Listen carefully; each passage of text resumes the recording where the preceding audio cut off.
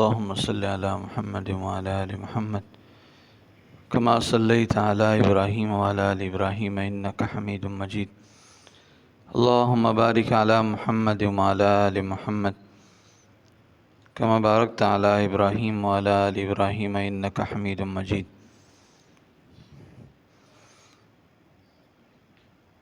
نحمد ونصلي ونسلم على رسول الكريم اما بعد فاعوذ باللہ من الشیطان الرجیم بسم اللہ الرحمن الرحیم. واما مفسداته فمنها الخروج من المسجد فلا يخرج المعتكف من معتكفه ليلا او نهارا الا بعذر وان خرج من غير عذر ساعة فسد اعتكافه في قول ابی حنیفہ رحمہ اللہ تعالی. مصنف علیہ رحمہ یہاں سے اعتکاف کے مفاسد بیان فرما رہے ہیں، یعنی وہ اعمال جن کی وجہ سے اعتکاف فاسد ہو جاتا ہے اس کو بیان فرما رہے ہیں. تو کہا سب سے پہلی چیز مسجد سے نکلنا بغیر عذر کے. مسجد سے نکلنا بغیر عذر کے. اگر ایک آدمی مسجد سے نکل گیا بغیر عذر کے، چاہے ایک سیکنڈ کے لیے کیوں نہ ہو، تو اس کا اعتکاف ٹوٹ جائے گا، چاہے دن میں ہو چاہے رات میں ہو.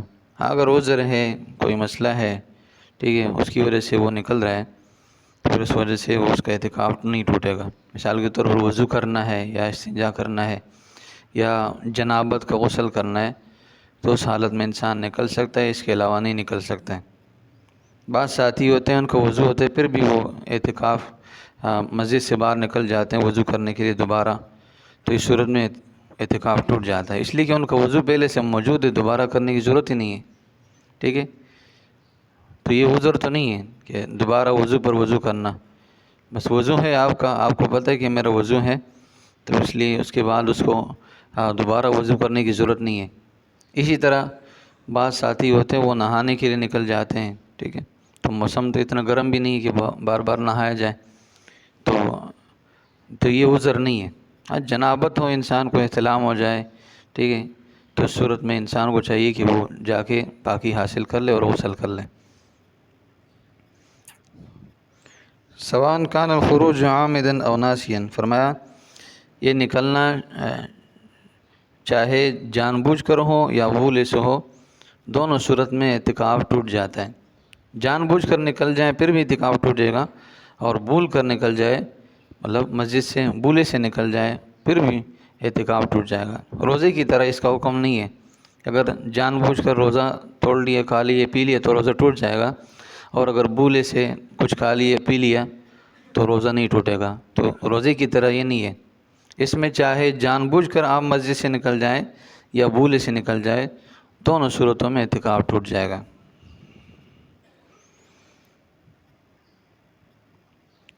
آگے فرما رہے ہیں اگر عورت اپنے گھر کے اندر اعتکاف کرتی ہے تو جو جگہ اس نے اپنے لیے خاص کی ہے اسی کے اندر وہ بیٹھی رہے گی اور بغیر عذر کے وہاں سے نہیں نکلے گی. مثال کے طور پر کھانا پکانے کے لیے کوئی اور موجود ہے، مطلب اس کی بچی موجود ہے یا اس کی بہو موجود ہے یا گھر کے اندر کوئی اور فرد موجود ہے کہ وہ کھانا پکا سکتی ہے اور بنا سکتی ہے، تو اس صورت میں اس کے لیے نکلنا ضروری نہیں ہے. ٹھیک ہے، تو جو جگہ مسجد کے اپنے عورت نے اعتکاف کے لیے خاص کی ہے اسی کے اندر بیٹھی رہے گی، اسی کے اندر نمازیں پڑھے گی اور ذکر و اذکار کرے گی، وہاں سے نکلنا بغیر عذر کے جائز نہیں ہے. اگر بغیر عذر کے نکلے گی تو اعتکاف ٹوٹ جائے گا.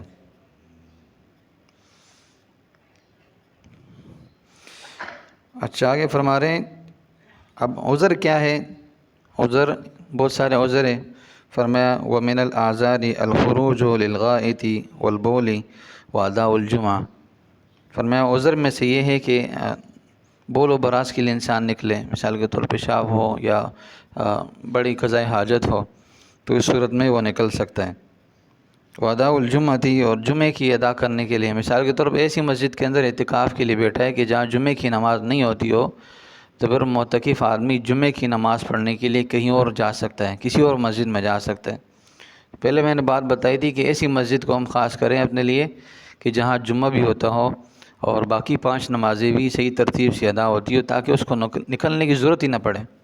اگر کوئی ایسی جگہ ہے جہاں جمعے کی نماز نہیں ہوتی ہو اور جمعہ دور ہوتا ہو، جیسے گاؤں دیہات کا ماحول ہوتا ہے، جمعہ کہیں دور کسی شہر کے اندر ہوتا ہے، تو وہ لوگ گاؤں سے دیہات سے بستیوں سے نکل کے جمعے کے لیے آتے ہیں، تو معتکف آدمی اس صورت میں وہ اپنے اعتکاف سے نکل سکتا ہے جمعہ پڑھنے کے لیے، لیکن جائے گا بھی ایسے ٹائم میں کہ وہاں صرف جمعے کی نماز سے پہلے 4 سنتیں پڑھ سکیں، اور فرض پڑھنے کے بعد 4 سنتیں یا 6 سنتیں پڑھ سکیں، اور پھر اس کے بعد نکلے۔ اتنا اس کے پاس ٹائم ہوگا، اس سے زیادہ نہیں ہوگا۔